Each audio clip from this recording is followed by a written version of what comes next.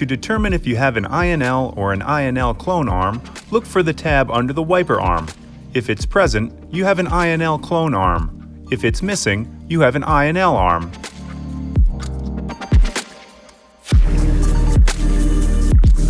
Here's how to install a Rain-X Longitude wiper blade on an I&L clone arm.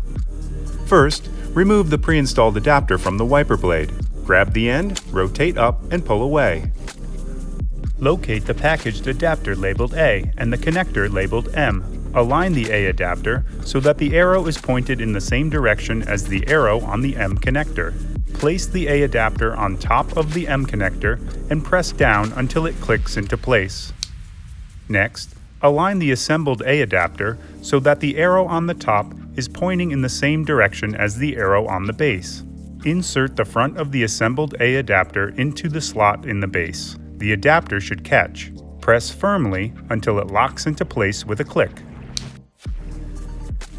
After you've removed the old wiper blade, make sure the wiper arm is in the up position. Locate the legs on the bottom of the adapter and notice they squeeze together. Press down on top of the adapter so the legs are sticking up.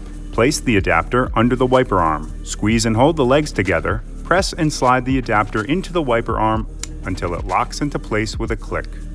Ensure the tab on the wiper arm engages underneath the tab on the adapter.